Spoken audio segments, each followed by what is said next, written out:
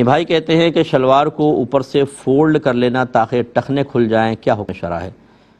دیکھیں، اس میں ایک تو بنیادی جو مسئلہ ہے وہ تو یہ ہے کہ نبی کریم صلی اللہ علیہ وسلم نے چونکہ کپڑے گھرسنے سے منع کیا، اس لیے علماء منع کرتے ہیں کہ آپ اوپر سے شلوار کو فولڈ نہ کریں، کیونکہ نبی کریم نے منع کیا، اس کے خلاف جانا مکروہ تحریمی ہوگا، یعنی حرام کے نزدیک ہوگا۔ اچھا، اب کیا ٹخنے نہ کھولنا کوئی عذاب ہے؟ ٹخنے کھولنا کوئی واجب نہیں ہوتا۔ اگر آپ کی شلوار لمبی ہے، پینٹ لمبی ہے اور آپ کے دل میں تکبر نہیں ہے تو اس صورت میں ٹخنے ڈھکنا زیادہ سے زیادہ مکروہ تنزیہی ہے۔ مکروہ تنزیہی اس کام کو کہتے ہیں جس کو کرنا گناہ نہیں ہوتا، اس سے بچنا بہتر ہوتا ہے، لیکن عادت بھی اپنا لیں، عادت بنا لیں تب بھی گناہ نہیں ہوتا۔ تو اس کا مطلب یہ ہو اگر آپ کی شلوار لمبی ہے، یہ شرعی مجبوری ہے، ٹخنے ڈھک رہے ہیں، گناہ نہیں، لیکن اگر آپ فولڈ کرتے ہیں تو گناہ ہو سکتا ہے، ٹھیک ہے نا؟ مکروہ تحریمی علماء نے ارشاد فرمایا، تو اس لیے اس میں اجتناب کریں۔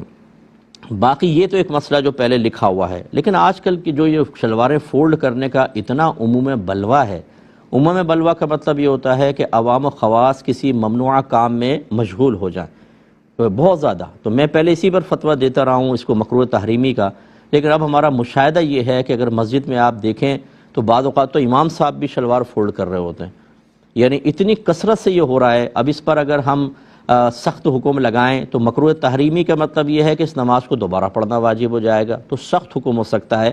لہٰذا میں بھی اب اس پر فتویٰ دینا پسند کرتا ہوں کہ اس میں عموم بلوہ ہے، بہتر یہ ہے کہ آپ شلوار کو ایسی چھوڑیں، لیکن اگر کسی نے کم علمی کی وجہ سے، لا علمی کی وجہ سے، بے توجہی کی بنا پر فولڈ کر کے نماز پڑھ لی تو ہم کہیں گے کہ نماز ہو گئی، آئندہ ذرا احتیاط کر لیں، لیکن اس کو نماز لوٹانے کا حکم نہیں دیا جائے گا اور مکروہ تحریمی کا حکم نہیں ہوگا، کیونکہ عموم بلوہ جب ہو جاتا ہے، جس کام پر قرآن و حدیث کی براہ راست ممانعت نہ ہو، فقہا اپنی ذاتی رائے سے کوئی صورت متعین کریں، اس میں پھر یہی حکم ہوتا ہے۔ اگر اس کے خلاف عام ہو جاتا ہے تو فقہا اپنے رائے کو واپس لیتے ہیں، تو اب ہم اسی پر فتویٰ دینا پسند کریں گے۔ اچھا، اب آپ کہیں گے جی اسی پر فتویٰ دینا پسند کریں گے، اس کا مطلب آپ لوگوں کی پسند چلتی ہے؟ ایسی بات نہیں ہے، یہ ہمیں اجازت شریعت کی طرف سے ہوتی ہے۔ اطیعوا اللہ و اطیعوا الرسول و اولی الامر منکم۔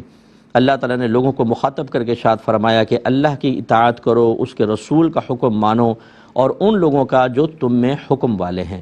اور مفسرین اس کا ایک معنی یہ بھی بیان کرتے ہیں کہ حکم والے سے مراد وہ مفتیان کرام، مجتہدین، جو لوگوں کو دین سکھاتے ہیں، فتویٰ دیتے ہیں، وہ مسائل بتاتے ہیں، یہ جو سوچ وچار کر سکتے ہوں دینی معاملات میں، ان کا قول معتبر ہوتا ہے۔ عوام الناس بعض اوقات کہتی ہے کبھی یوں کرتے ہیں، کبھی یوں کرتے ہیں۔ دیکھیں، یوں کرتے ہیں تب بھی اجازت شرع کے ساتھ، اس کو چھوڑ کے یوں کرتے ہیں تب بھی اجازت شرع کے ساتھ۔ شعور بیدار کرنے کی آپ کو ضرورت ہے کہ آپ پہچانیں کہ یوں کرنے میں بھی شریعت کی اطاعت ہے اور یوں کرنے میں بھی ہے، لیکن وقت کا فرق ہوتا ہے۔ جب یوں کرنا ہو تو یوں نہیں کر سکتے ہم، اور جب یوں کرنا ہو تو یوں نہیں کر سکتے ہیں، کیونکہ شریعت کے حالات کے اعتبار سے، ماحول کے اعتبار سے، لوگوں کے عرف کے اعتبار سے احکام بدل جایا کرتے ہیں، اور کون سا حکم بدلتا ہے کون سا نہیں یہ بھی ہمیں پوری تفصیل پتہ ہوتی ہے، اس لیے اب بدگمان نہ ہوں۔ اور اگر کوئی مفتی صاحب اس پر جواز کا حکم دے دیں تو بالکل چلے گا، میں بھی اس پر اسی چیز کو اختیار کرنا پسند کرتا ہوں۔